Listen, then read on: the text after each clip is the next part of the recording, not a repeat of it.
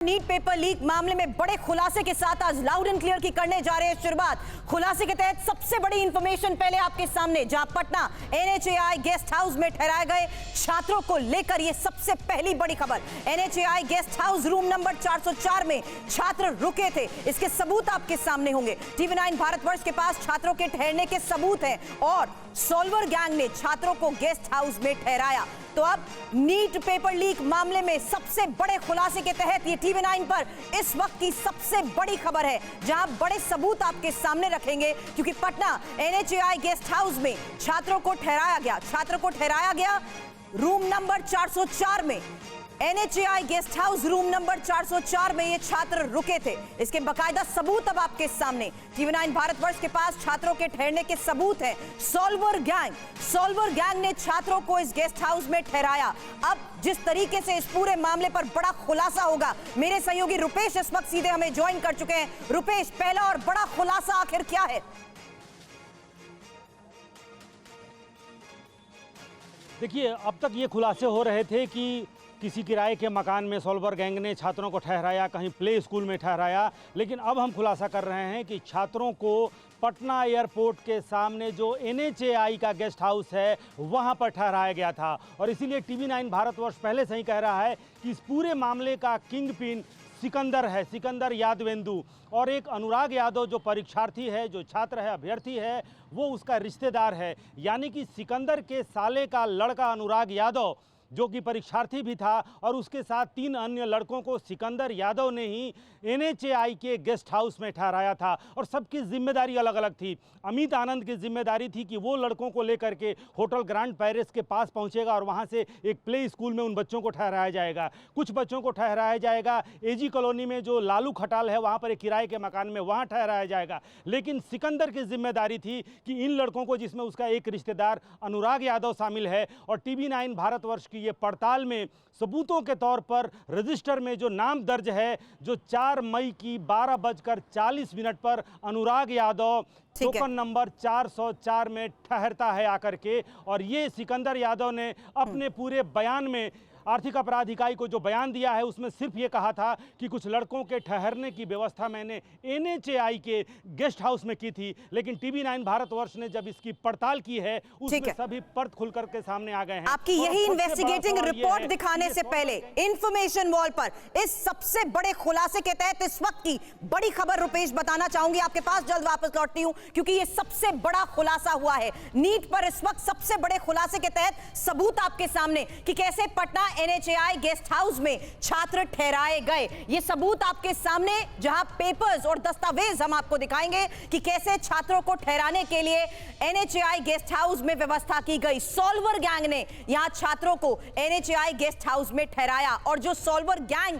के ऊपर जिम्मेदारी थी, उसमें कौन कौन शामिल था, हमारे सहयोगी इस बारे में भी एक जानकारी हमें देंगे। लेकिन फिलहाल ये इंफॉर्मेशन कि एनएचएआई के गेस्ट हाउस में कमरा नंबर 404 में ये छात्र रुके हुए थे और छात्रों के ठहरने का इंतजाम किया सिकंदर ने। सिकंदर का नाम रुपेश अभी ले रहे थे, सिकंदर के साथ साथ नाम लिया अनुराग यादव का। अब इनके बारे में भी और इंफॉर्मेशन आपके सामने, क्योंकि एनएचएआई गेस्ट हाउस रजिस्टर में ही छात्रों की बकायदा एंट्री भी दर्ज है, और उसी के सबूत हम आपके सामने रखेंगे। टीवी9 के पास गेस्ट हाउस का एंट्री रजिस्टर का वही सबूत, वही पन्ना है, जिससे यह साफ हो रहा है कि किस तरीके से इस पूरे मामले में नाम सामने आया अनुराग का, सिकंदर का, और उनके ठहरने की जो व्यवस्था एनएचएआई गेस्ट हाउस में की गई। अनुराग नाम का छात्र इसी गेस्ट हाउस में रुका हुआ था। अब इसको लेकर क्या और बड़े खुलासे? 4 मई को 12:40 पर अनुराग की एंट्री दर्ज हुई है। आपने खुद ही एंट्री और ये सबूत रुपेश देखे हैं, डिटेल उस बारे में बताएं। ये देखिए, बिल्कुल। और ये अनुराग यादव, जिसकी उम्र 22 वर्ष है, और ये परीक्षार्थी था, अपनी मां रीना कुमारी के साथ वहां पर पहुंचा था। समस्तीपुर का रहने वाला है, समस्तीपुर के हसनपुर का रहने वाला है, और ये अपनी मां रीना कुमारी के साथ वहां पर पहुंचा था।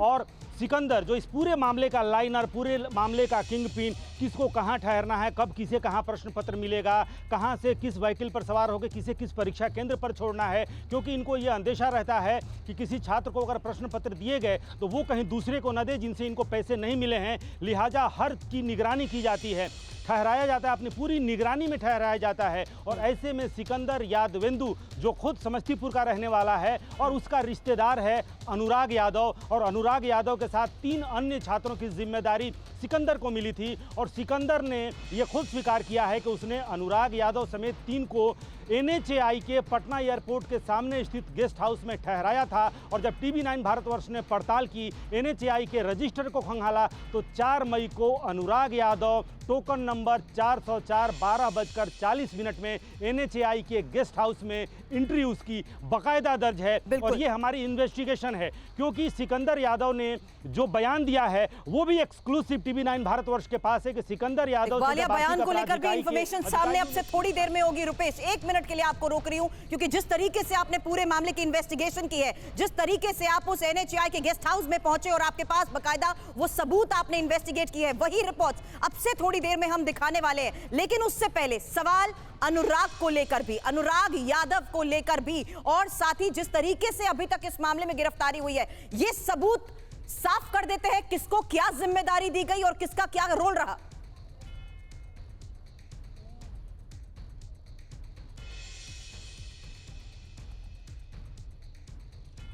रुपेश, इस इन्वेस्टिगेशन में जिस तरीके से अब नाम सामने आए हैं, यह साफ हो गया कि यहां ठहरने के दौरान ही किसकी क्या क्या जिम्मेदारी थी। देखिए, और इसी वजह से जिनका जिनका नाम सामने आया है, 13 गिरफ्तारियां हुई, उसमें सोलवर गैंग के सदस्य हैं, अभिभावक भी हैं और 4 परीक्षार्थी में जिसमें आयुष राज भी है। आयुष राज का भी नाम देखिए उसमें सामने आया है।